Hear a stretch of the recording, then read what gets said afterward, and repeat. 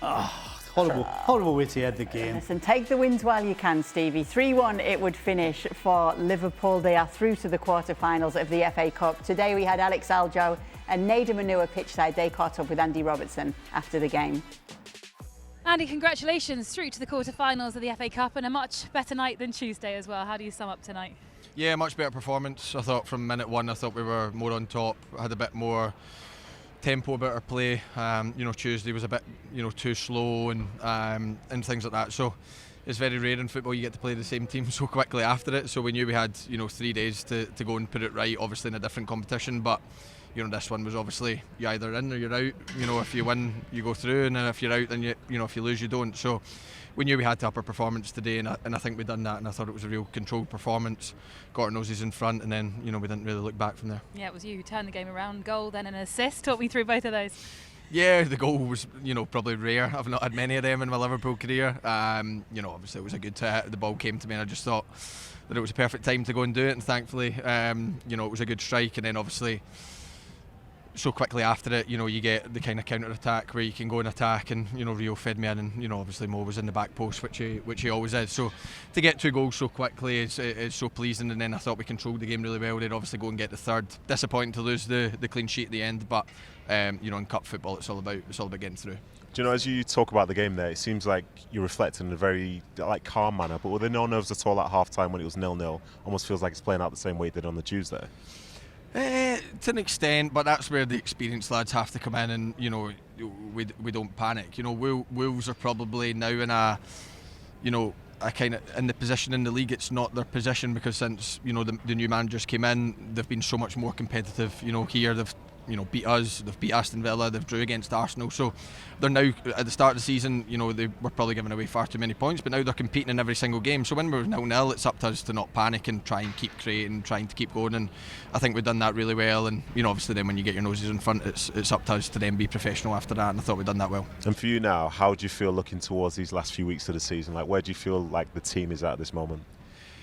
It's hard to answer because we've been so up down this season, and we're trying to put our finger on it. We're trying to search for that consistency, and we need to find that if we want to win anything this season. Obviously we're still in 2 trophies, but if we do that, then we have to be consistent, because we can't put in, say for instance, a performance on Tuesday. If we play like we do today from now until the end of the season, I do believe that no team will want to play us. But if we play like we do Tuesday, then I think everyone would want to play us. So we have to find that consistency. We've been trying to find it all season. We've got a relatively young squad, a new squad, and we're still trying to find that, and we're trying to guide the lads to do that, and hopefully we can find that for the last part of the season. Speaking of young squad, 17-year-old Rio Ngamoa starting this evening. You see him every day in training. We don't see as much of him, but he was unbelievable tonight.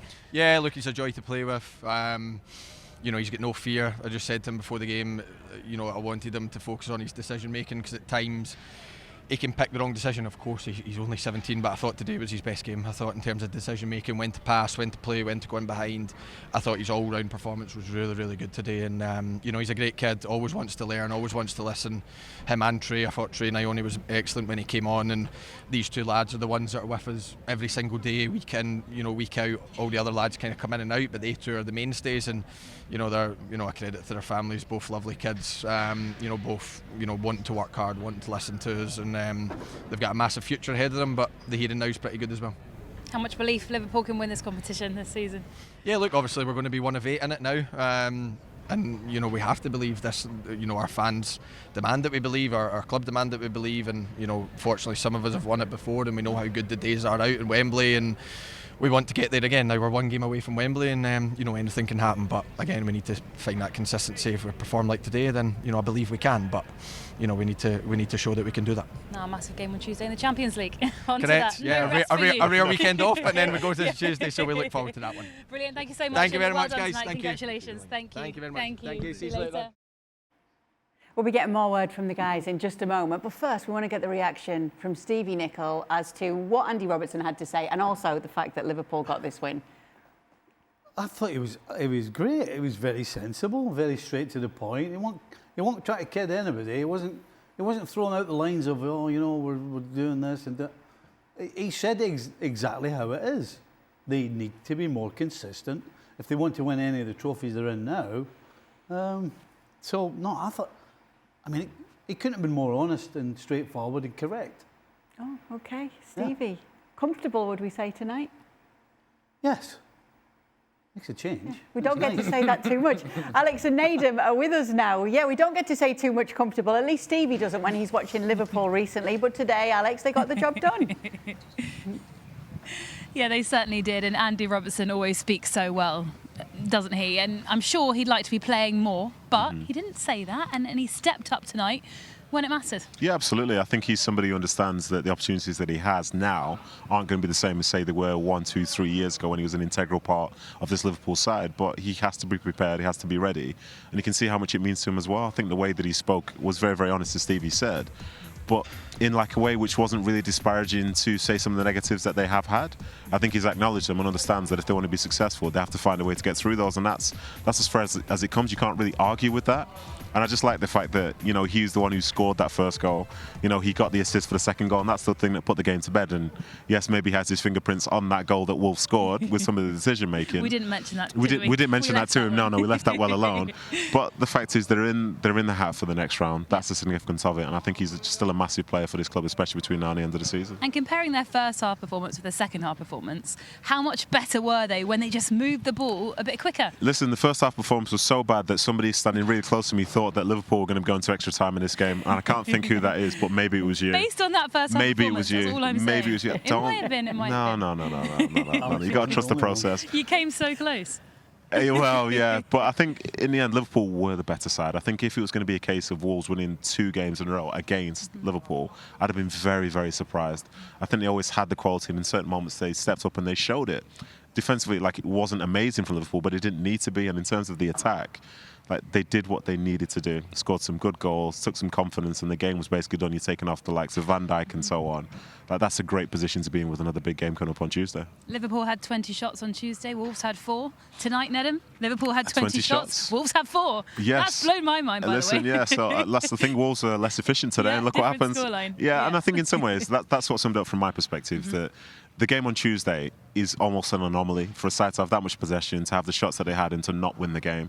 The way that this game has panned out is how you'd expect it to pan out more often than not. And I think Liverpool, as we've seen, they're very much deserving winners, and, you know, they did what they needed to do. Yeah, well done. You almost got it right. Almost. Not quite. Nadim snitching on Alex there. Alex, Stevie agreed with you. He almost thought after that first half that it was going to extra time. It did cross my mind at half time. That was definitely the case. Thank you. I'm glad I'm not on my own here. Thanks, Stevie. No. Let's not do this, because Stevie is anxious because he wants Liverpool to do well. You just misread the game. Stevie speaks for itself. Listen, someone's no ball. All I would say, Alex, is that you don't want to be on Stevie's side all the time. Take it today, but not all the time. Okay, I'll take it today. Let me tell you guys this, because you didn't mention to Andy Robertson, because why would you? That late goal conceded. But in the commentary, Maka wasn't bothered about it. Yeah. Stevie was bothered about it, though. The game can sometimes come down to one basic error. But if you've taken care of all those things, then when it comes down to a basic thing to do, you don't make a mistake. Your standards are so high, your concentration's there, that you don't make mistakes. And it doesn't matter if you're 3-0, 5-0 or 10-0. If you've got a certain mindset and a mentality, then you don't let that goal in at the end. And that is, again, I said it yesterday or the other day, that goal is a microcosm of the problems that Liverpool have, one of the problems Liverpool have had, because their basics have been way below the standard they need to be. You would have never let that happen, Nadim, would you? Nobody check my Wikipedia, please. Maybe I would have let that happen a few times. But what I would say from my perspective on that is when the game went to 3-0, I think myself, Ale, Stevie, lots of people who've played in the past, you say things like, for example, right, the game's done, let's get a clean sheet. That becomes the next focus, because, you know, as in terms of a win itself, it's right there for you. And I don't think there's been a goal which I've conceded which hasn't mattered to some level, and, you know, of importance within the game itself. And I think the goal itself, it's just a long ball from the goalkeeper. By the way, a lot more accurate than during the warm-ups. Yeah, so honestly, for the warm-ups, thought we were going to die. All over the place. But yeah, hitting me. like, it's a long ball over the top for somebody running into the space. I'm glad you brought it up, Alex. It's one of the worst types of goals that you concede. I'm glad you brought that up, Yeah, the so warm-up. it's one of the... Because, we did want to take a look back at at that. Naden protecting Alex, even though he wasn't protecting her afterwards with her predictions.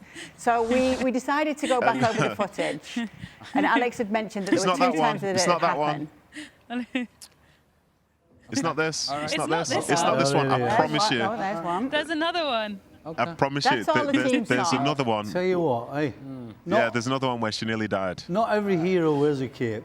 Eh? And neither does Naden. Honestly, that makes me look like I'm such a drama queen. No, you making are. a fuss out of nothing. No, you are, but that's fine. It was inches away. It was inches away. It just wasn't caught on camera. But believe me, trust me. Anyway. The football thing.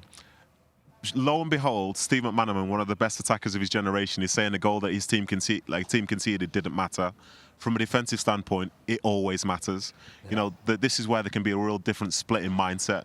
And that will matter to Alisson, that will matter to the back four. If the goal didn't matter, Szoboszlai wouldn't be running back, Robertson wouldn't be running back, people in midfield wouldn't be running back. Of course it matters. And yes, they're delighted to be in the draw for the next round. But there is just that mark again. And going forward, again, the more times you put stuff like this on film, the next team that plays against them, they'll think, well, maybe we can just go and kick the ball long and have a great chance going from it. Okay. Well, there you go. Sloppiness, it's a terrible thing to have at really terrible times. I am curious, though, when you hear Arne Slot say something like, well, things are going to go back to normal. Can I ask a question? What is normal for Liverpool this season? Because back to normal means what? Back to normal is what has been normal this season is for them to give up goals late. We talked about it endlessly in the pregame.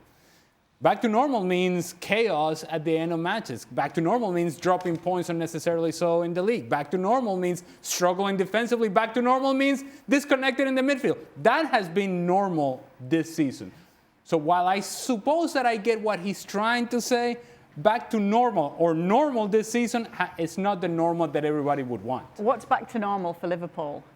Winning comfortably? Which normal? What Exactly. normal are we talking So about you last can't year's answer normal? If we're talking about last year's normal, that's not going to happen.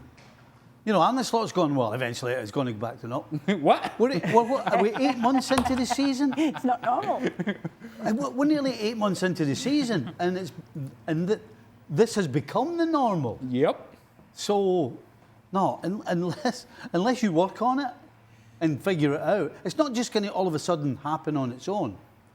It's called concentration, hard work, and coaching. Because right now, that back line needs coaching big time. Yeah. Well, Naden doesn't just save Alex. He actually made a decision. he made a decision. Took a step back. Our team have actually found the key moment. Oh. We actually didn't show it before. This is the key moment. All right, here we go. No, doesn't do it justice.